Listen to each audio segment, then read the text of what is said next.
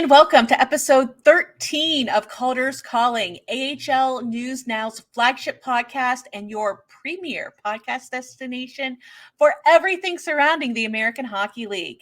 My name's Deana Weinheimer, and this week I am joined by Corey Swartz. Jay is unfortunately having some Wi-Fi issues, so is unable to join us, but also coming on the show a little bit later is David Foote of the Belleville Senators. He'll be joining us to talk everything about their rise up the North Division standings, to their all-star choices, to a massive role change for Justin Peters. And like everything else, Corey, it all comes back to Hershey, a former Hershey goaltender, making a name for himself in the Ottawa Belleville organization. So no matter how much we try, it always comes back to the Hershey Bears. Anybody who's anybody has played in Hershey. That's the line. We hold on to that line pretty good here, and it's always cool to see. He's a guy that's, pretty well, like David was saying before we started recording earlier, that, when they were in Hershey for the season opener, that, during one of their skates, he said lots of Bears fans were, coming up Justin to see how he's doing and catch up with him and stuff like that. Bears fans remember. It's what makes the Hershey community so great, is they always, you come to Hershey, you succeed, you are a hero for life there. So if you're treated that well, you can only imagine how well Mike Vecchione gets treated, scoring a Calder Cup winning goal in Game 7 in overtime. So it's a great little, bit of trivia there, and it's something that we'll talk to him about later on in the show. Yeah, and I immediately flashed back. I read that name whenever the announcement was made. And again, we'll have a little bit more about this later on in the show. But I immediately thought back to, we've talked about it so many times, the 2015-2016 Calder Cup Finals. I'm sitting down there in the first row behind the goal that Justin Peters was manning for overtime. So I got to watch a decent amount of very, very fine goaltending in that game. So, but before we really kick things off, I had to kind of bunny trail a little bit. But if you aren't already subscribed to us on YouTube or your favorite podcast platform, do it now. Please, right now. If you're currently watching on YouTube, please feel free to like, share, and definitely subscribe. Put the bell on. Come on. That way you can get every episode straight into your feed and get notified every time we launch a new episode. And also, as always, I like to say a very special thank you to our show sponsor, Document Doctors. When not on the ice, they can help you and your business optimize and increase your revenue and profits to a bigger slice. Check out documentdoctorsllc.com, and don't forget to mention that AHL News Now sent you to them. So like we do every week, we are going to start our show with some quick hits, just an overview of some of the bigger stories surrounding the American Hockey League. But actually, as we were preparing to start recording today, the American Hockey League announced the passing of Frank Torres, the vice president of business operation for the San Jose Barracuda. The Torres passed away on Monday after a brief illness at 38 years of age. Scott Housen, AHL president and chief executive officer, said that the entire American Hockey League is stunned and heartbroken over the passing of Frank Torres. Frank's passion and tireless dedication made our league better everywhere he worked in. In San Antonio, he was an essential member of Spurs Sports and Entertainment's AHL sales operations for 13 years. In Coachella Valley, he helped the Firebirds gain a foothold in the community during the lead up to their inaugural season. And in San Jose, Frank was entrusted with the task of leading the Barracuda front office into a new era as the organization opened TechCU Arena. We extend our deepest condolences to Frank's family, friends, and colleagues, end quote.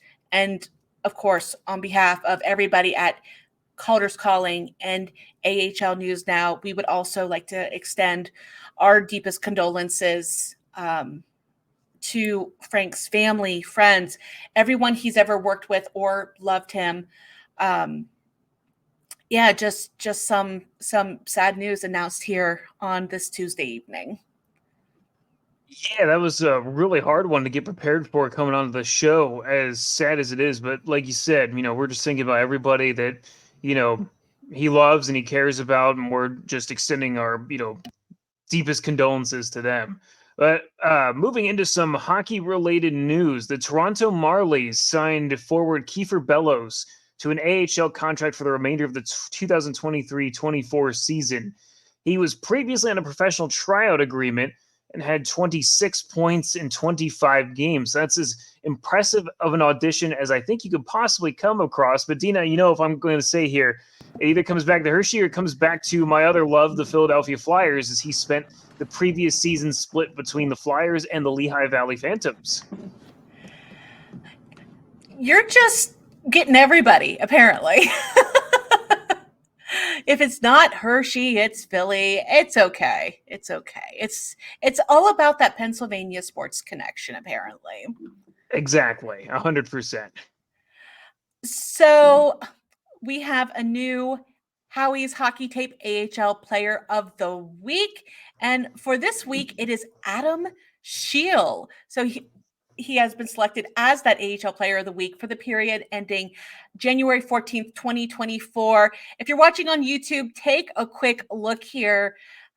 One of these amazing saves against the Dallas Stars, and specifically Curtis McKenzie, a very skilled, very talented veteran here. So Adam Scheel making 56 saves on 58 shots to earn the Wolves a pair of wins over the Texas Stars. Now, we're going to connect this to Cleveland and Ohio. Adam Scheel hailing from Lakewood, Ohio, just on the outskirts of Cleveland. And, if, his play on ice wasn't enough, I just had to share this with you too. The Chicago Wolves posting that Adam Scheel visiting a middle school on this past Tuesday to participate in their Read to Succeed program, sharing a message that reading is a fun and rewarding part of life. So just he's out in the community talking with the kids, taking pictures, reading with them, just all around great guy and the latest AHL Player of the Week. That's extremely awesome. It's also incredibly difficult to do that solo. Usually you see players go in, little groups and stuff like that. Not an easy task to kind of, do that on your own, but that, speaks volumes to him as a person and, that he's a good guy and doing those kinds of outreach things for sure. But speaking of hockey, who doesn't like a little bit of outdoor hockey? I know, Dino, we're in the Cool Kids Club. We can say that we've each experienced our own individual slice of AHL outdoor hockey over the years, but we had one in a new venue this past weekend with the Charlotte Checkers hosting the Queen City Outdoor Classic, defeating the Rochester Americans by a 5-2 count. We're seeing a couple of clips from ice level now. Always fun to see some of these clips here.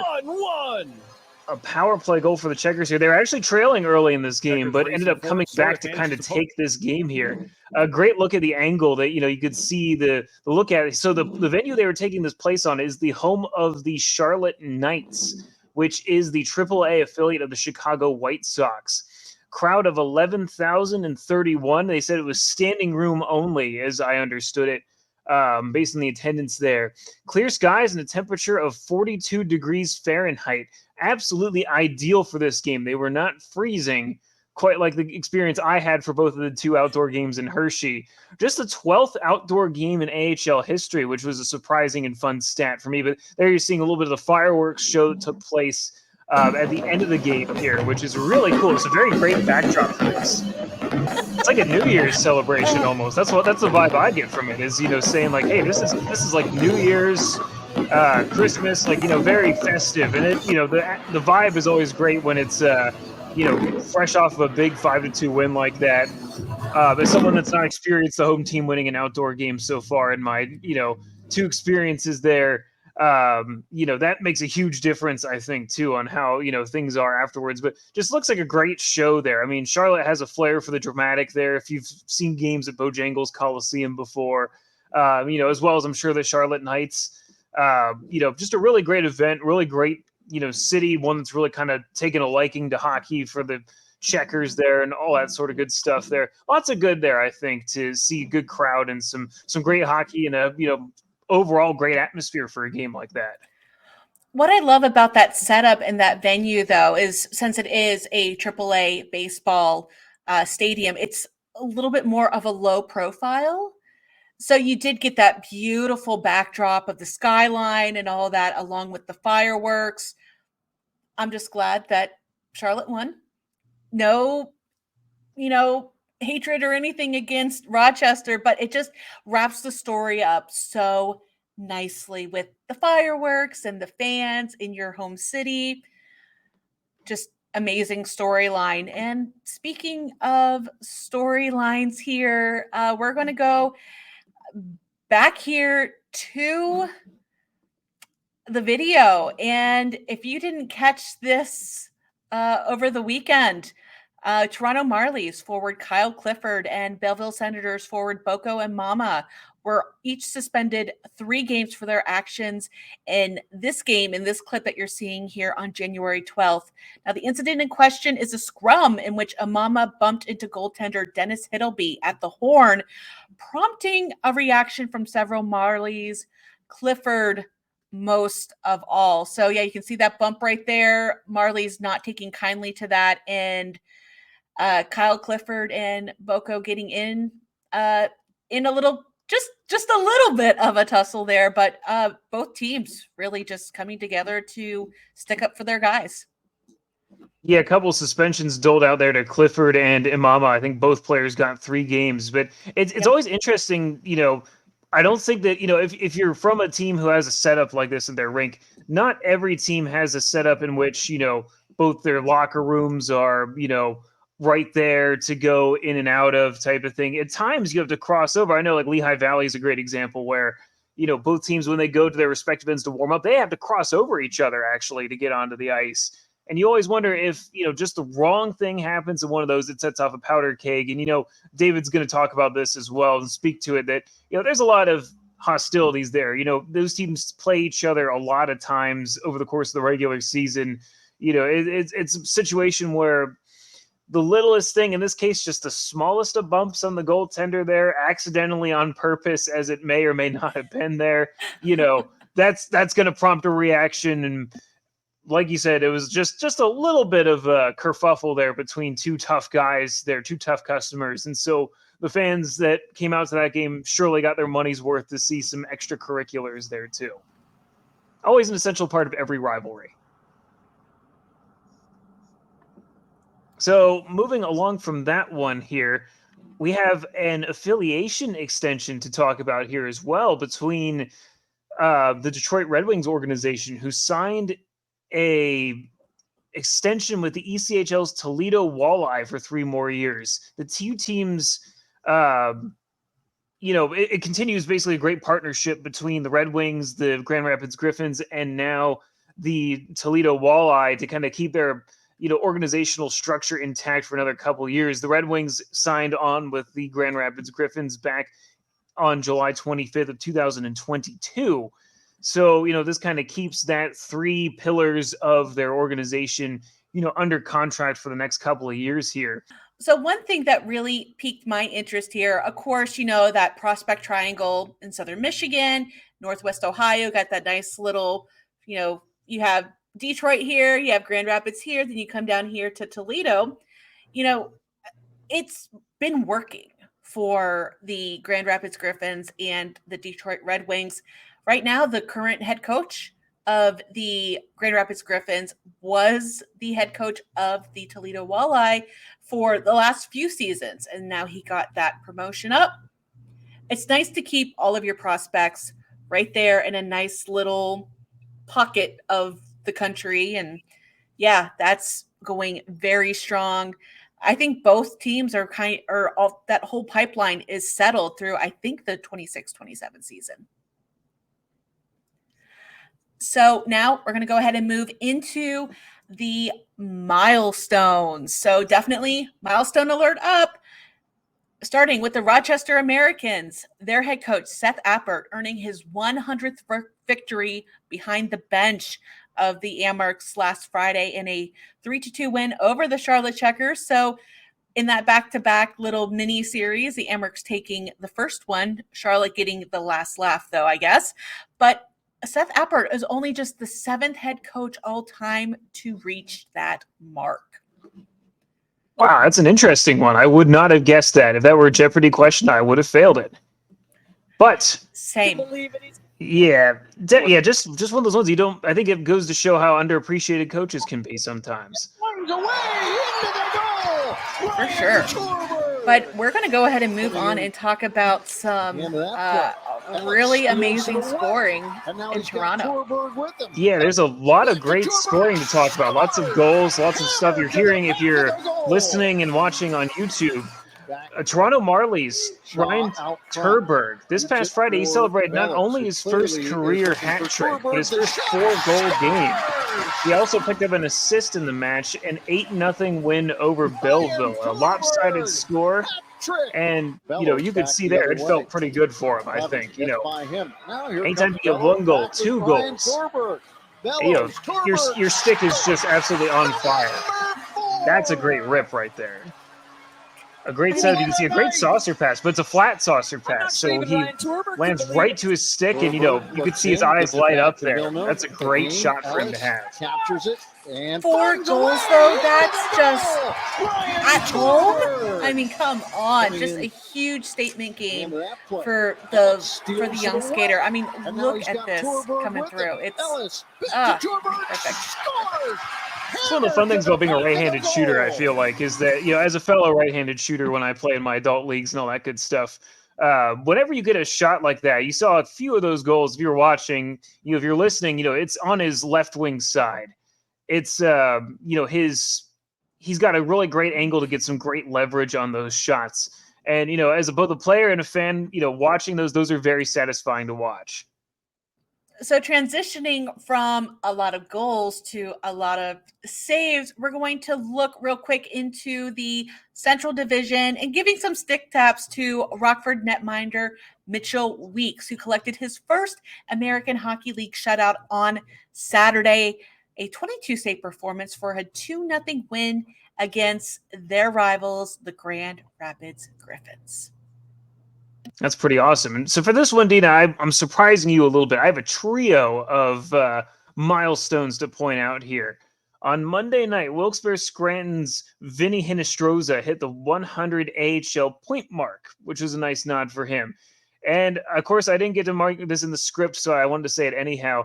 A couple of Hershey Bears-related milestones here. Ethan Frank, on the same day, Monday, hit his 100th professional game, all of them being with the Bears. But the impressive part, he has now 2 all-star nods in 100 games of action, just to show you how excellent he's been in a very short stretch of time.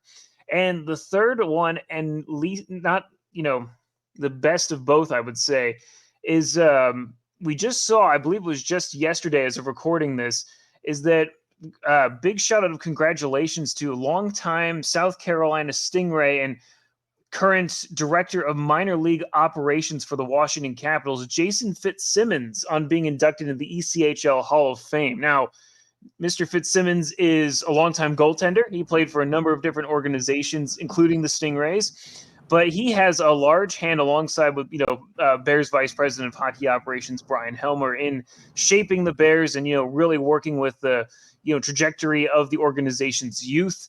And it was really cool to see him get a nod of being inducted into the ECHL's Hall of Fame. So I had to share that one. I just was taking note of that before we got on the air here today.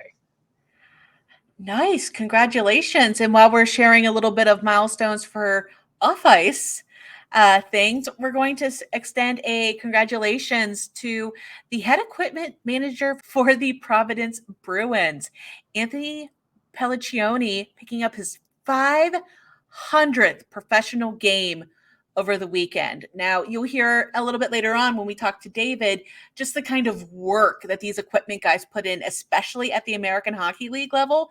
500 games, that is just a lot of work, a lot of slinging bags, a lot of equipment to deal with, and he's done it for that long. Congratulations to him. Truly, the unsung heroes and MVPs for all hockey teams are the equipment and the training staff that put in a lot of thankless hours behind the scenes and do a lot of thankless things. We don't get to see them all the time. From the assists that you see equipment managers get, handing the right sticks out to players in the event they break one, type of thing. They just pointed that out on the Bears game I was covering yesterday, where the Bears trainers have their hands on the sticks on the rack there, for whoever has the puck or is, taking a face off or whatever, just in case they break one. They are always there and they are always ready. So truly the unsung heroes in hockey. And I love it when that happens. And then the player they handed a new stick to picks it up on the fly, goes and scores. And then, of course, the team or the league, whomever, just shares a little clip of that from the bench, and they get that recognition for the unofficial assist. And yeah, I don't know how they do it. Just amazing work. So we're going to go ahead and pivot, and we're going to look at our top 2 stars of the week. So Corey leading off with a nod in the Central Division.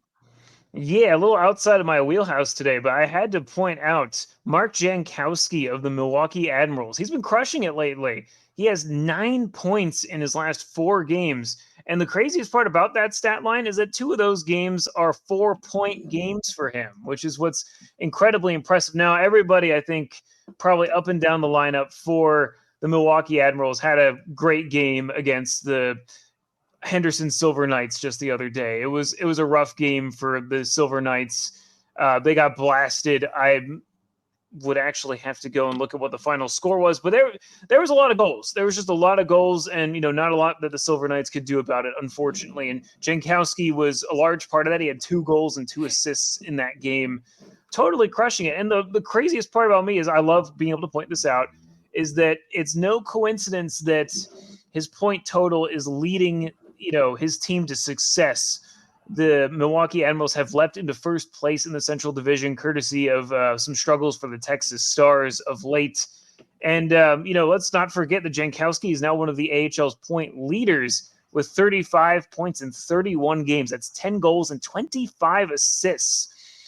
He is now 4th overall in the league standings. That big last couple of games has a lot to do with that. Just a huge part of the Milwaukee Admirals, who I don't think get enough credit as one of the top teams in the AHL right now, on a heater, as a few teams are right now in mid to late January here. Always the best time to get hot, going close to the All-Star break, and really as we start to hit that second half, it is a big tone setter for the rest of the season. All right, for my star of the week, I'm going to go off the beaten path by taking a beat pass. So I'm going to award my star to a beat reporter for the Utica Comets, Ben Burnell. On X, he is BB_UR Sentinel. So Monday matinee game between the Utica Comets and the Syracuse Crunch. I'm at work kind of following along. I've followed him for a while, and this just made me laugh. So 9:20-ish remaining in the first period. Syracuse decides to pull the goalie for a 6-on-3 advantage. And then just reading this just made me laugh, just in all caps. Oh my God, GAWD. Syracuse pulls the goalie for a 6-on-3 advantage. Ryan Schmelzer says, yeet, tie game. And then the very next post following up, oh good, this game's going to be stupid. Crunch scorer on a 5-on-3. 8:17 left in the first, Crunch up 3-2. I don't know. It just made me laugh so hard just seeing that in quick succession to each other while I'm on the struggle bus at work. And just, I just have to say, Utica, what were you doing? Pulling a goalie with, you're ahead. It's the first period. What happened here?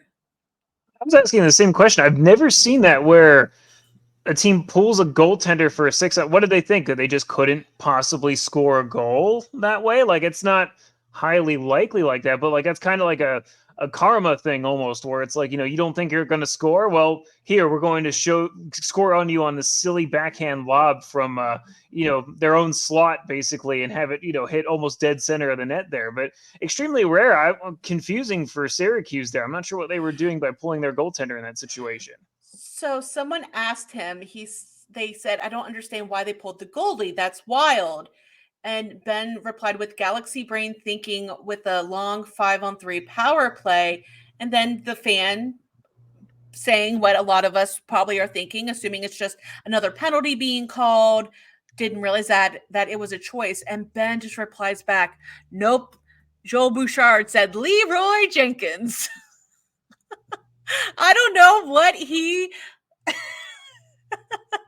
like how much caffeine he had before covering this game, but he was just like, the humor was at a 10 on this one. Another fan commenting, when you accidentally remove your goalie in NHL 24. A goal that's silly, I think, deserves a silly tweet like that, some levity type of thing for that situation. So I like it. That's a great one. Yep. All right, so those are our 2 stars of the week. And before we move on to our special guest, we do have a little bit more to share about our sponsor, Document Doctors. Is your business growing beyond the 4 walls of your office? As businesses grow, so do the challenges of keeping your people trained, safe, and supported. Document Doctors, a proud sponsor of the Calder's Calling podcast and AHL News Now, offers affordable solutions to help optimize your business and keep the good times rolling. They offer content-focused solutions such as training document creation, back office process optimization, policy and procedure development, and much more. Support our podcast and AHL News Now by visiting them at documentdoctorsllc.com. And don't forget to mention us when talking to their team of contentologists. And now we are proud to welcome David Foote from the Belleville Senators. So this week, we are proud to welcome David Foote to the Calder's Calling podcast. Now, David serves as the manager of broadcast and communications for the Belleville Senators and is also a member of the Senators broadcast team.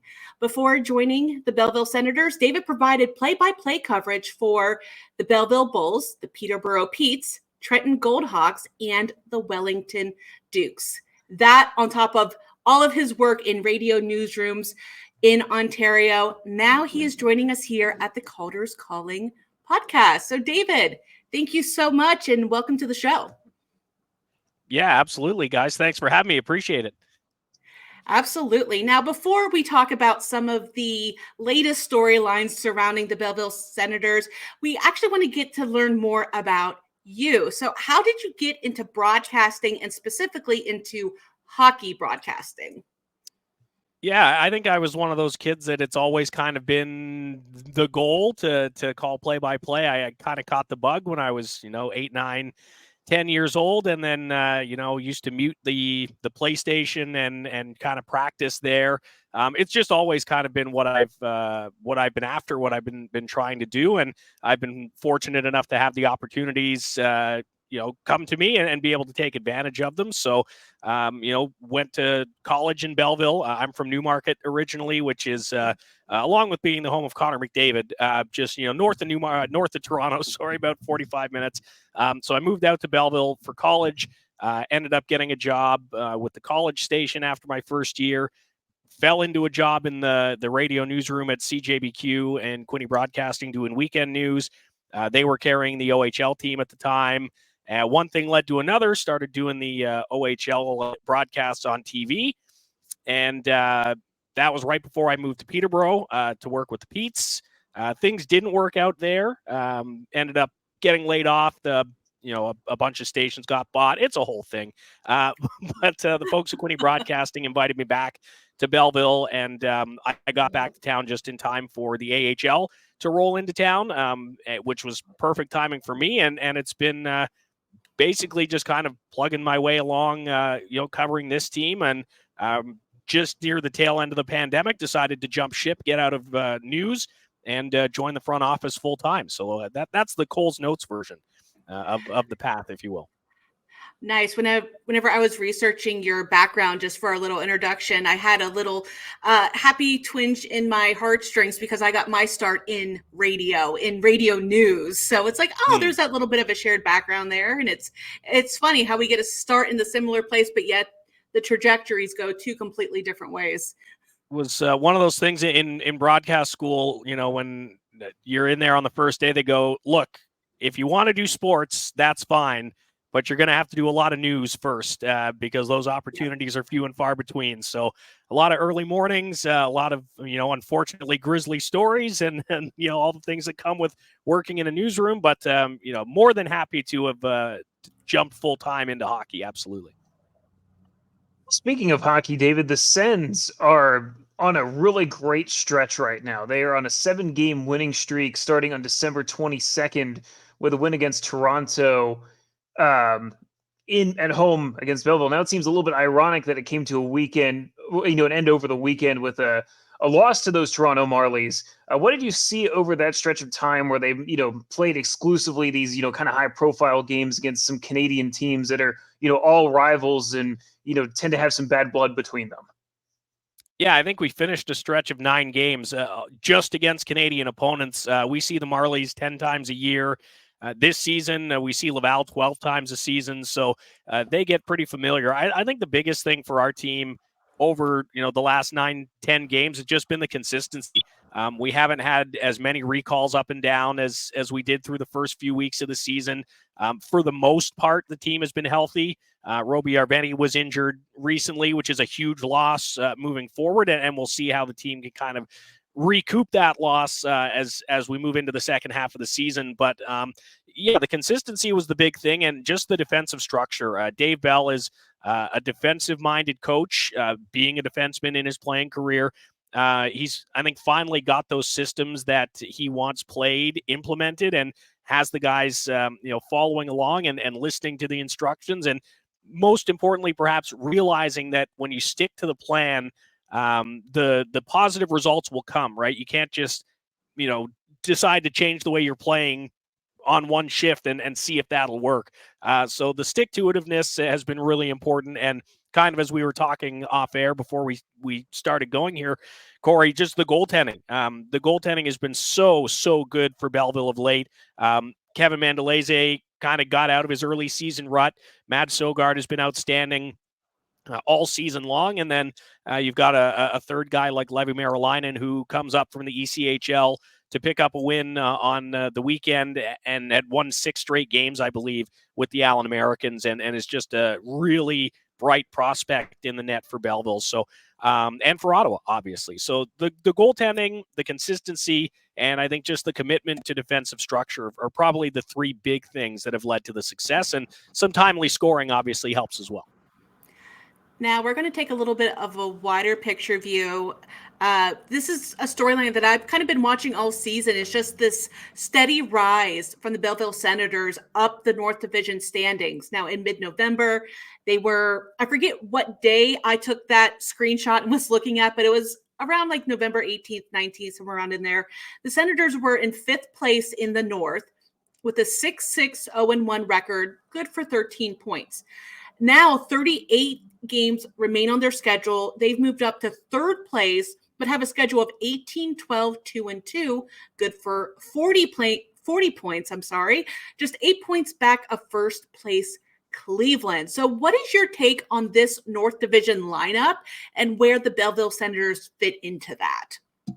I think right now they're right where they probably should be. This division, for as long as I can remember, for as long as I've been covering the league, has been extremely competitive. You're in the Cleveland area, the Monsters have been, a strong opposition. Toronto is always good. Laval, the fan support is so rabid there that they can't afford to ice a losing team, basically. So they're always a strong competitor. And then you've got, the stalwart teams in this league like Syracuse and Rochester and Utica that have put together the formula year after year to put competitive teams on the ice. And I think, the way that this division flip-flops, not just from year to year, but throughout the course of the season, just shows how tight, how competitive it really is. And I think all of the teams in the North put a roster together with the goal of winning the division, because you have to. If you're not going to ice a competitive team, if you're not going to pick up those pieces that, are going to make your team strong and tough to play against, you're going to have a really long year playing in the North Division. So I think right now Belleville's right where they probably should be. A good mix of young stars and veteran presence as well. And, save for maybe a couple of losses earlier on in the season, especially against Cleveland, things could look even more different than they do now. So I think the Sens are right where they need to be. They're trending in the right direction, and I'm really looking forward to seeing what they can pull out in the second half of the season when we do play Syracuse more, and then we play basically all of our games against Rochester, and then I think we have Utica almost the whole season series in the next couple of months. So a lot could change again, but I think Belleville set itself up pretty well here heading into the second half. David, I had to ask you on this one because we talked about it a little bit, before the show started, but there's some recent news in the Ottawa Senators organization that they promoted Justin Peters from Belleville to Ottawa. And I wanted to get your thoughts on it. It was a nice name to see pop up. Former Hershey Bear, always loved to see it. He was integral in getting the Bears to the Calder Cup finals back in 2016, now a goaltending coach in the organization. What are your thoughts on his promotion there and how it affects the goaltenders within the organization from top to bottom?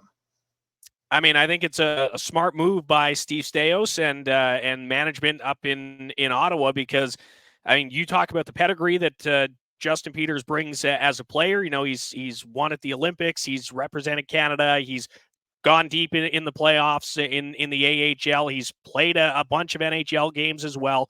So this is the guy who's got the pedigree, the experience, the knowledge to pass along to these young goaltenders, and let alone, how technically sound he was as a player, and now being able to kind of feed that to these young and up-and-coming goaltenders. I mean, we have the privilege, or had, I should say, of watching Justin Peters work with these goaltenders every morning. They're out there half an hour to 45 minutes before the rest of the team takes the ice for practice.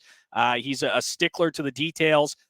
He's a student of the game in the sense that he's pretty analytical. The way that he scouts opposition goaltenders has been a huge benefit to the Belleville Sens and their offensive success. But also the way he scouts his own goaltenders. Like, he watches these guys so intently and will pick up on things that maybe some others might miss. He's just a super smart dude, and in the 4 years, 3.5, should say that he's been here coaching the American Hockey League, I think he's made some really big strides. And I mean, you talk to any of the goalies that work underneath him, and they'll just sing his praises as well.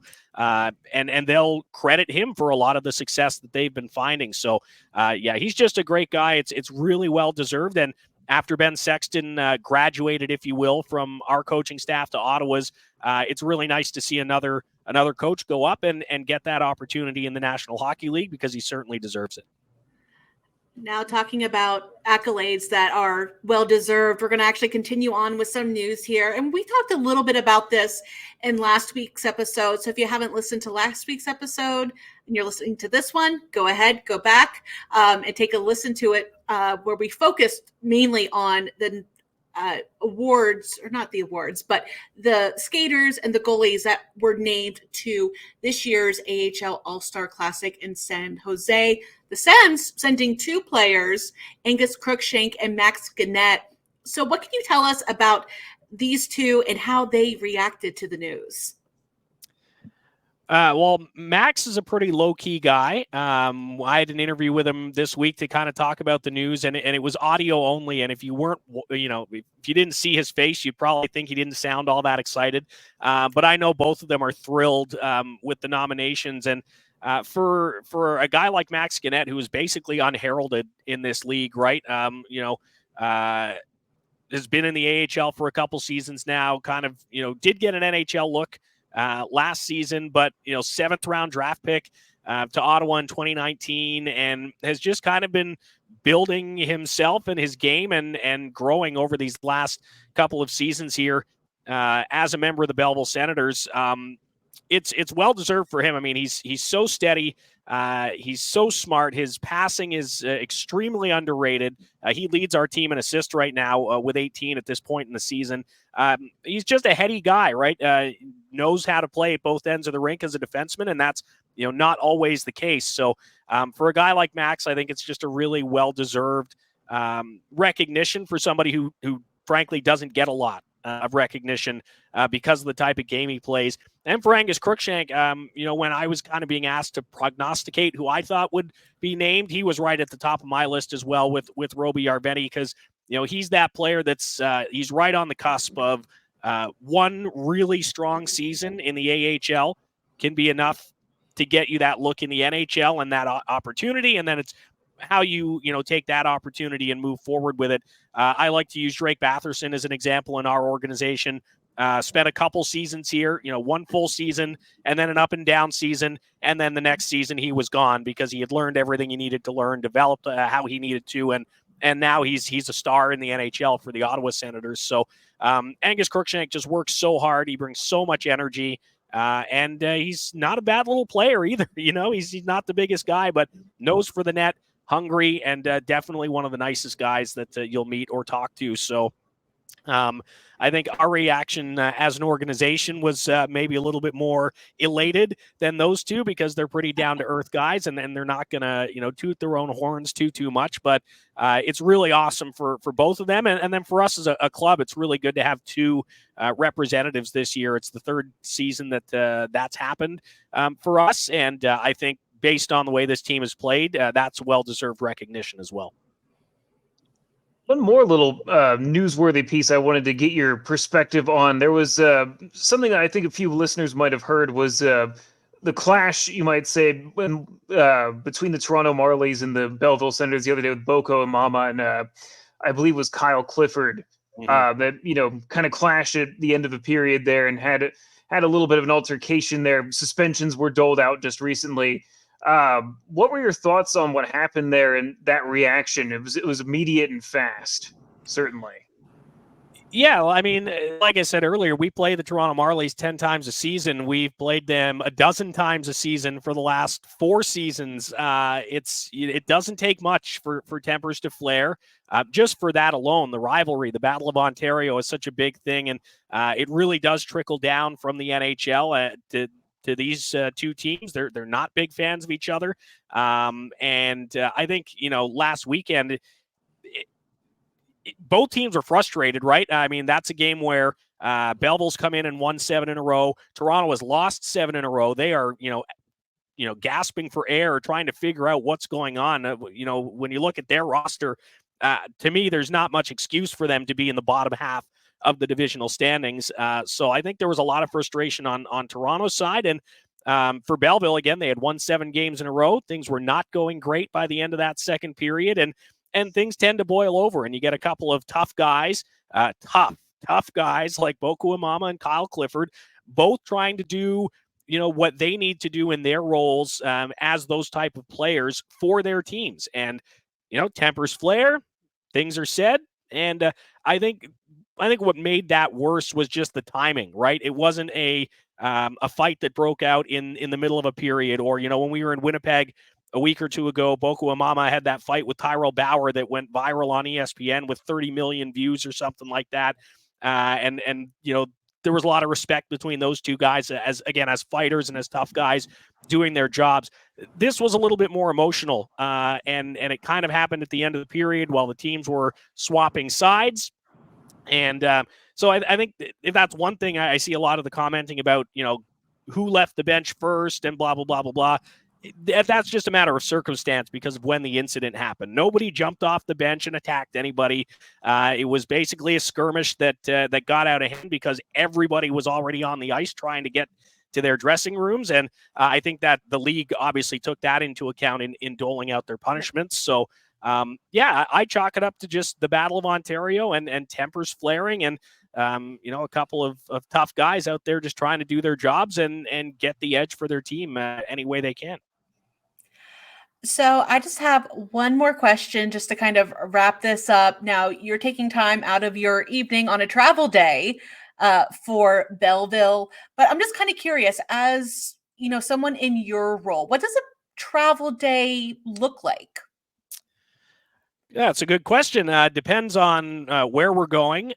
We are 2 hours away. Like, Toronto is our closest opponent, if you will. So we're about 2 hours to Toronto with no borders. So for Toronto, we'll travel the day of. We'll go, we'll leave at 2:00 in the afternoon, be down there for 4 sort of thing, so the guys can get ready. Laval would be probably our next closest. It's about 3.5 hours to the east and still no border, but we do tend to go the day before when we're in Laval. In Utica right now, which is typically about a 4-hour drive. I think it was 4.5 or so getting down today with the weather. So on a trip like this where we're leaving at lunchtime, I'll be in the office and Alex Smith, our digital marketing coordinator who travels with us as well. We go into the office, we work for 4 hours, cover practice. I recorded our team podcast this morning before we left, for example, and then just have everything kind of wrapped up and ready to go by the time the bus leaves. Grab a sandwich and hop on the bus, and a little bit more work. Usually a nap for me. I tend to pass out when we're on the bus just to make the time go by. And when we arrive somewhere new, typically, Alex and I will both help the equipment staff with unloading the bus, getting the room set up, that sort of thing. Try to give those guys as much assistance as we can because they work their tails off all season long. Today, Angus Crookshank had an interview with CBC Radio, so I got to skip unpack, which was kind of nice, and help him to coordinate that. And then, after that, it's we got a game tomorrow, so we're back in the hotel room, do some game prep, try to find something for dinner, and that'll be it. That's basically your standard trip, and then sometimes it's a little different. If you go in 2 days ahead, you'll have a full day off. Like we're going to go from Utica straight to Laval after the game on Wednesday, and then we'll have an off day in Laval on Thursday. So chance to, I don't know, maybe go to the mall or do something. Last time we were in Laval, the Montreal Canadiens were playing the night before, so we were able to go to that game and nice. Check it out. Yeah, it all just kind of depends on where and when and timing. But for the most part, it's a lot of sitting around the hotel room, looking at stats and making sure we're ready to go for the next game when it comes. Do you have a favorite city that you routinely get to visit? It's tough. I was telling you guys earlier, I really like Hershey. I don't get to spend a lot of time there, but I really like Hershey. Toronto's always nice because that's home for me. So I can have family come down to the games and, meet up with them before or after, or if it works out, I'll drive to Toronto and I'll stay with my family after the game for a couple days. It's tough to beat the atmosphere in Laval. It's a really, fantastic building. The fan base, as I mentioned earlier, is incredible. So always fun to be there. And I really like Syracuse. I think Syracuse is a bit of an underrated spot. Old rink, good character barn. I like the hotel. There's lots of good restaurants there. So those are some of the favorites for sure. But I'm just happy to be here. I'm happy to be anywhere doing this job and sure. Being able to follow this team. So wherever they take me, I'm happy to go. And, like next week we're in Grand Rapids. That'll be a first for me. So really excited to see the Van Andel Arena and, see what goes on in Grand Rapids. I hear it's a pretty good spot itself. So yeah, there's a lot of hidden gems in this league, right? I talk to people a lot about the difference is like one night we're in Toronto, we're playing at Scotiabank Arena on Boxing Day, day after Christmas, and it's an NHL building. There's 20,000 seats. And then the next night we're back home in Belleville where there's 4,400 seats. And I think that's one of the cooler parts about our league is just how different all of these cities are. And you get a chance to see some places that maybe you wouldn't see if not for hockey. So I've been to Grand Rapids probably 3 or 4 times. Love Van Andel. The crowd is amazing. And it's just a nice little spot tucked into downtown. So you'll have plenty of things to go see, plenty of places to go find some good food. Highly recommend it if people listening have never been. But David, thank you so much for joining us tonight. If anyone would like to follow your coverage on social media or listen to the podcast, where could they find you?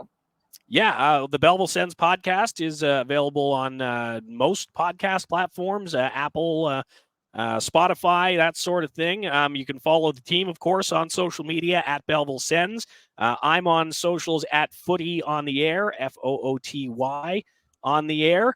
And all of our games are live on the Belleville Sens Entertainment Network, something that we've started ourselves in the last 2 seasons after, our partnership kind of dissolved with the local radio station. So I feel like that's going pretty strong. But Belleville Sens Entertainment Network on Mixlr, all of our stuff on YouTube. Just type in Belleville Sens, you'll find it all. Perfect. David, thank you so much for your time and sharing all of this great insight with us and our listeners about the Belleville Senators. Yeah, absolutely. I love the American Hockey League. Always happy to take the time for anyone who's taking their time to cover this league and to share the stories. So thanks for having me. I really appreciate it. And once again, many thanks to David Foote from the Belleville Senators for taking his time off again on a travel day, checking in from the hotel to talk to us about that team and how they're doing. But you guys, sports betting has risen rapidly in popularity, even including ranks like the American Hockey League. And of course, having multiple sportsbook accounts is the simplest way to maximize your profits. And there has never been a better time to sign up. Now, when you visit our page at signupexpert.com/AHL, you'll be connected to all the sports books in your region, along with a review of each platform and its unique benefits. All of these sports books have valuable sign-up offers for brand new users. And when you register through our link, you will automatically receive the top offer at each sportsbook and casino. Of course, when you use multiple sports books, you're going to ensure that you can always access the best available odds, which is key if you're going to be a successful sports bettor. So if you want to take advantage of these benefits and to help support the Calder's Calling podcast, please consider signing up for your next sportsbook at signupexpert.com/AHL. Important to note, you must be 21 or older. These offers are only valid in the U.S. states and the Canadian provinces where sports betting is legalized. Please gamble responsibly. Now, Corey, it is time that I turn the show over to you. What do you have for our listeners this week? I wanted to talk a little bit about the Atlantic Division and what I specifically call the Atlantic Division car pileup. So I talk about this seemingly every year about how much of a close race the Atlantic Division seems to be, almost essentially down to the end of the regular season. But I had a fun little connection I wanted to kind of use to frame it. I'm not sure, hopefully the Venn diagram of people that watch hockey and play Nintendo Switch are, one and the same here pretty much. But a game that I've been playing a lot recently that just feels like the Atlantic Division in a nutshell is called F-Zero 99. It's a free game you can download if you pay for Nintendo Switch online, but it's a racing game. A little different from the likes of Mario Kart. A lot of the same principles apply, but it's a survival racing game in which you start with 99 people racing on a track, and eventually, through over the course of the race, it kind of eliminates different amounts of racers. And, we also have the potential of burning out. So there's this nice risk reward kind of structure of you have an energy gauge, which depletes whether you crash into the side or, you bump into other racers, things like that. But you can also burn it to, boost your vehicle and get a little bit of extra boosts. It's kind of like Nintendo's version of, Formula One race or, something along those lines. And it reminds me so much of the Atlantic Division because you have a few teams here, essentially, there's a high prize to be gained here. I mean, obviously the Hershey Bears are that guy that knows all the corners, how to corner perfectly, use all of his boosts perfectly, has just the total setup. He's way out front there. It's not impossible to catch him, but, how soon is it until you're starting to think about settling for second place? And second place in this case is a bye from the first round of the playoffs and, some potential home ice when you do open up the playoffs here. But it's curious to me because, the gap from second place all the way down to sixth is only 7 points. And, for the team in seventh being the Charlotte Checkers and even the team in fourth, the Hartford Wolfpack, they have games in hand on almost all the leading teams here right now. So the field is still basically wide open to me. Even the Lehigh Valley Phantoms are not completely out of it yet. They still have a few games in hand, only 2 points out of being out of the playoffs. But the only team that seems to have burned out and crashed out, so to speak, is the Bridgeport Islanders, who, despite having a little, maybe, couple games here, I mean, they did pull off a win yesterday against the Bears, in a shootout, of course. They're kind of in the least favorable position out of all of them, with still time to go. But I find it interesting just how it seems like the Atlantic is always just a car pileup. Deana, we've been doing, podcasts here for a little while now. I've used this same terminology last year of a pileup. Oh, yeah. And it just amazes me that there's this kind of parity, right? Where, like, no team's really out of it for too long. Every game's in point. Even if you're the Bears, I mean, they had such a great start. They've kind of, hit a first little bit of adversity, as Todd Nelson was kind of bracing for, seemingly. Not impossible to catch them, hard, but not impossible. My thing is, which team do you think has the moxie to, maybe pull out of this and, get that coveted home ice advantage, some of those spoils at this point in things? Because to me, it's kind of hard to see. I would say the same thing, that it is so hard right now, because one thing I've been kind of noticing about the Atlantic Division, of course, Hershey Bears excluded, is there's been a lot of ebbs and flows, or roller coasters, whatever terminology you want, with this division. There's been times that, some teams have just been riding high. Of course, you have Providence Bruins that are on a 7-0-1 streak. And then, you have Lehigh Valley Phantoms on like a 3-game streak. And you never quite know like what you're going to get month to month with this division, but they're all consistent in that they stay close. So there's so much jockeying for position. We might be able to answer that question in March, but the way that this has been going, I don't know if we can answer that question in March even. I don't know. It's a tough thing. And like, there's a couple of big games on tap too. Like the one I was kind of zeroing in preparation for this segment was Wednesday's tilt. So the day that this goes up, if you have AHL TV, it may be a good game to tune into, is the Providence Bruins and the Wilkes-Barre Scranton Penguins. These are two teams that bring point streaks of 8 games for the Bruins and 6 games for the Penguins. It's number 2 versus number 3. For the Penguins, it's a chance to slip ahead, and, they would win the tiebreaker, I believe, should they claim a victory in any kind to jump into second place. And that's a reality that seemed to be almost unthinkable a couple of months ago. I know I was up in Wilkes-Barre for one of the matchups with the Bears, and, talking with some of the fans up there, and, some of the great folks up there in Wilkes-Barre. This is one where, the vibes seem to be pretty low. It was that wild 7-5 game the Bears kind of pulled out up top there.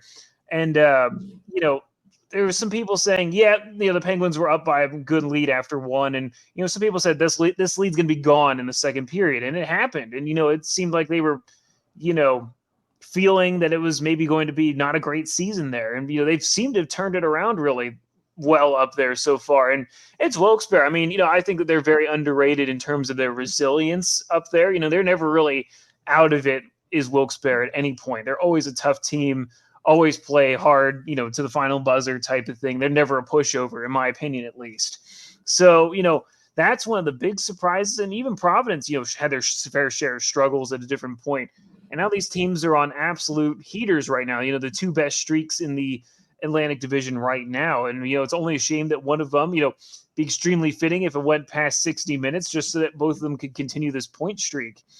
And, to their credit, they were feeling the heat from the Hartford Wolfpack, who are, have got some wins. They've had a little bit of struggles here recently, but they have so many games in hand that can't help but be in the back of your mind here too. So I really think if you could just buy an Atlantic Division package for the AHL TV, setup there, you would get your money's worth, because it's going to be just a great battle. I'm looking forward to seeing how it unfolds through the rest of the season. But as somebody, I was just playing it before I, jumped on with you, Deana. I've burned out my fair share of times in F-Zero, as well as I've won one singular race since that game came out in September.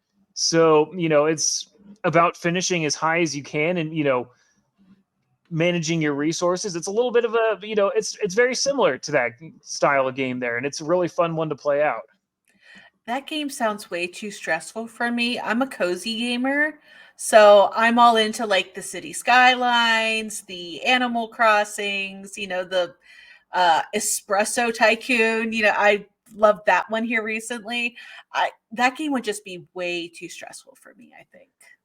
Believe it or not, I play this other game called Splatoon 3, and maybe I'll work a way into working this into the Atlantic Division later on in the season. But there's this great mode that I play called Salmon Run, which is this cooperative thing. Anybody who's played that, can tell you how chaotic it can get. And there's sometimes where I sit back and I'm like, I play other games like Animal Crossing, I think our interests align a little bit there. But I'm like, why do I play these games that stress me out? This is not supposed to be how it is. But it's the competitor and the hockey person in me, I suppose, that likes to compete with those things. So I think that's going to be our question this week for the audience. Take your favorite team and the division that they're in. Comment below or tweet us, post. I don't even know what it would even be called on X now, at AHL News Now. And let us know what game you compare your team's division standings race to. Is it Animal Crossing, nice and cozy? Is it, kind of a F-Zero 99 or a Mario Kart where it's just an absolute all-out sprint to the finish? Let us know. But that's going to be it for this week's edition of Calder's Calling. If you'd like to check out our written coverage of the AHL, please check us out online at ahlnewsnow.com. And you can follow us at all, of your favorite social medias at AHL News Now.